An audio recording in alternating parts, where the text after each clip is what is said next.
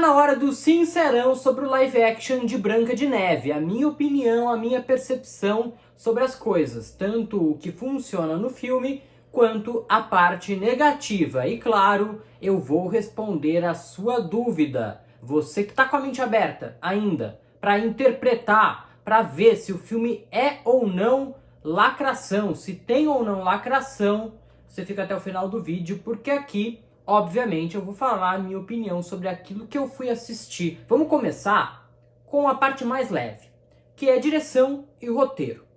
A direção desse filme é do Mark Webb. Quem é mais assíduo aqui no canal, né, lembra que o Mark Webb é o diretor dos dois filmes do Homem-Aranha do Andrew Garfield, né, o espetacular Homem-Aranha 1 e 2.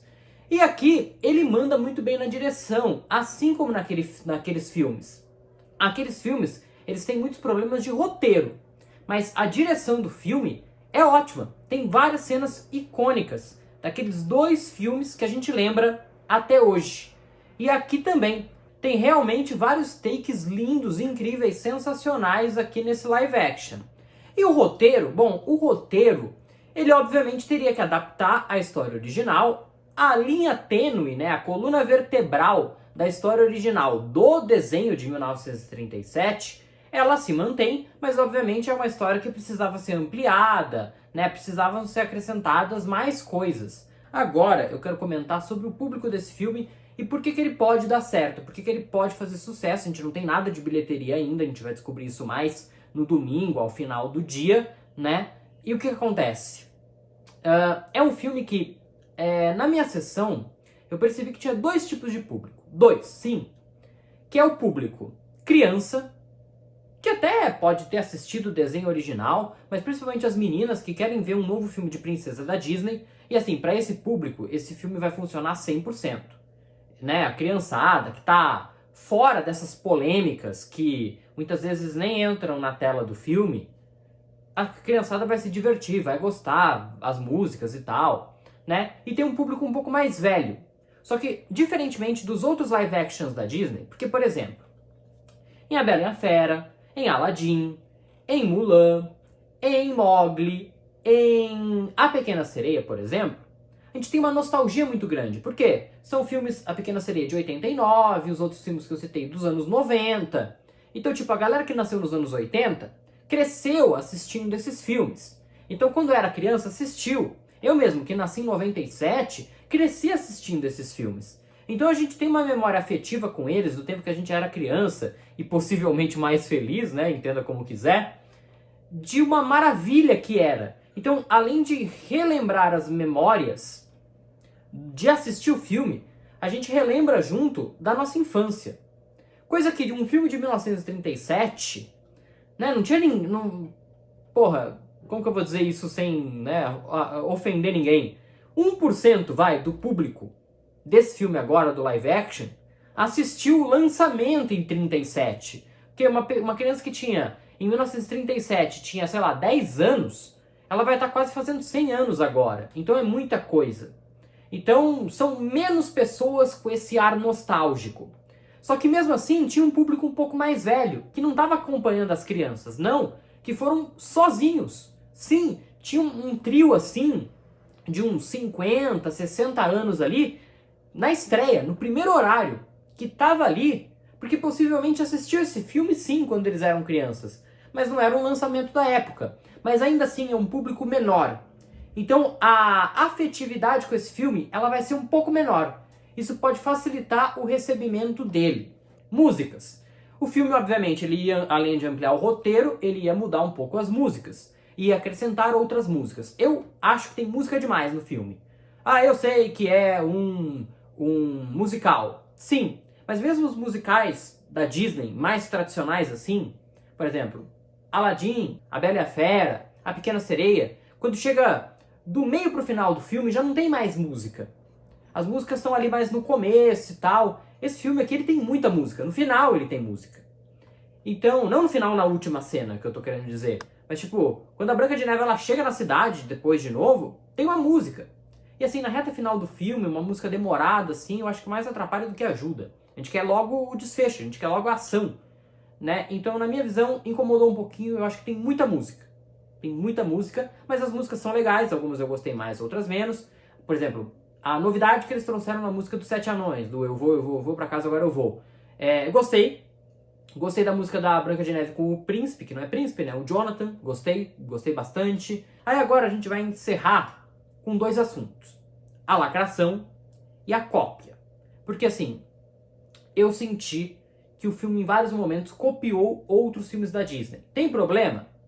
Não é um problema.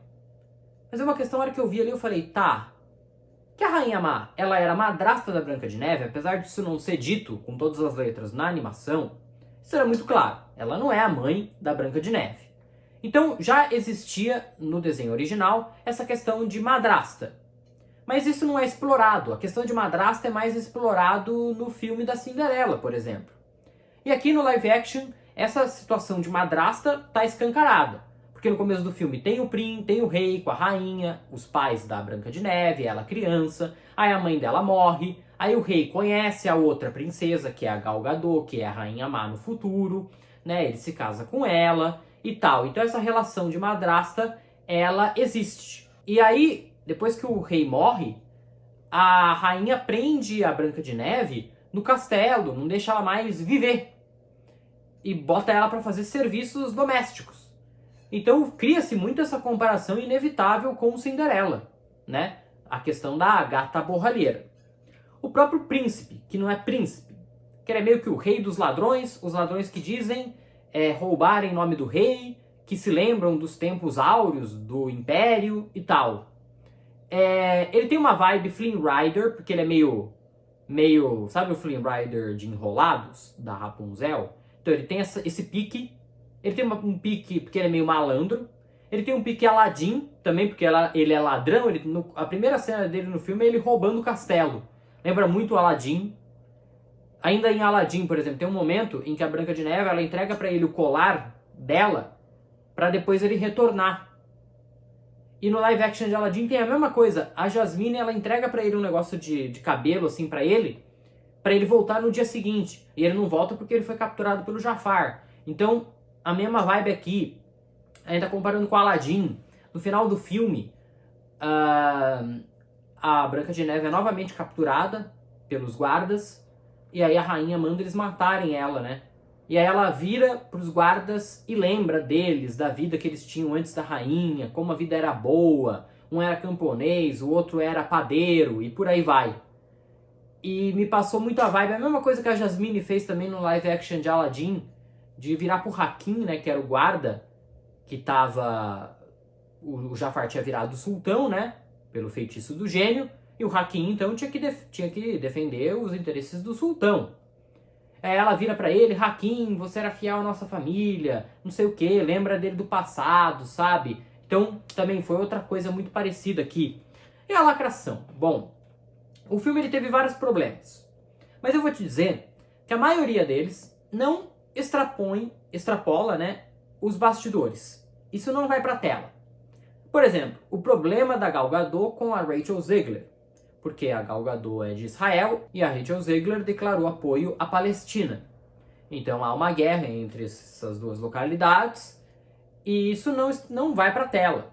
Elas não se olham estranho por causa disso. A questão dos anões é de fato o que mais incomoda, principalmente para quem cresceu com a animação clássica. Eu vi um comentário interessante, um comentário interessante aqui num vídeo meu passado, dizendo que criaturas baixinhas e com poderes mágicos da floresta são gnomos e não anões. Então podemos dizer que poderia ser Branca de Neve e os 7 gnomos, mas eles não são chamados assim no filme, tá? Fica só nessa de criaturas mágicas da floresta mesmo, com mais de 200 anos de idade e tal. Mas eu acho justo, quem quiser chamar de gnomo e tal, né?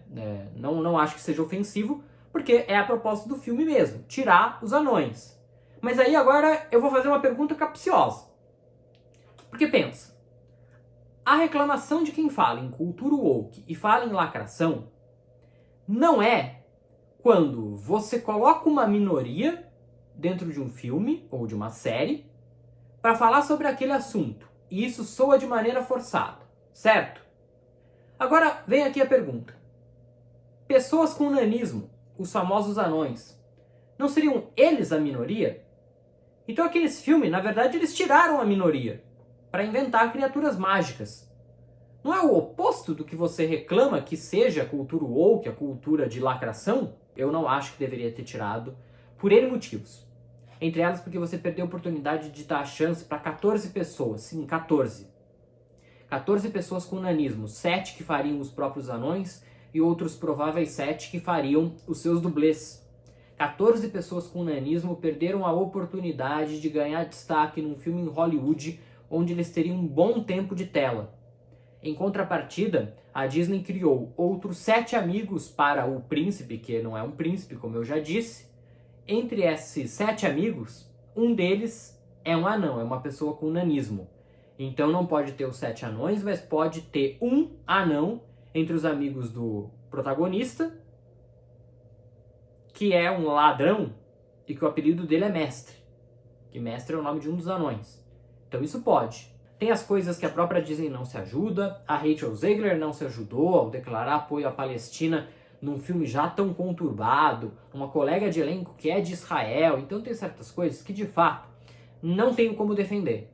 Mas ao mesmo tempo eu também não tenho como defender quem exagera, né? E quando você exagera e você usa argumentos que são ruins, são fracos, às vezes até falsos, você bota toda a sua luta, tudo aquilo que você acredita que esteja errado, você acaba mais atrapalhando do que ajudando a sua própria luta. Procure argumentos menos fechados, procure argumentos, menos odiosos, procure argumentos que de fato comprovem aquilo que você está falando. Você está vendo aqui, eu estou criticando, eu estou fazendo várias críticas ao filme. É um bom filme? Eu acho que é um bom filme. Mas não tá nas cabeças, não é um dos melhores live actions da Disney, mas também não é um dos piores. Como eu disse, para as crianças ele funciona demais, ele vai funcionar.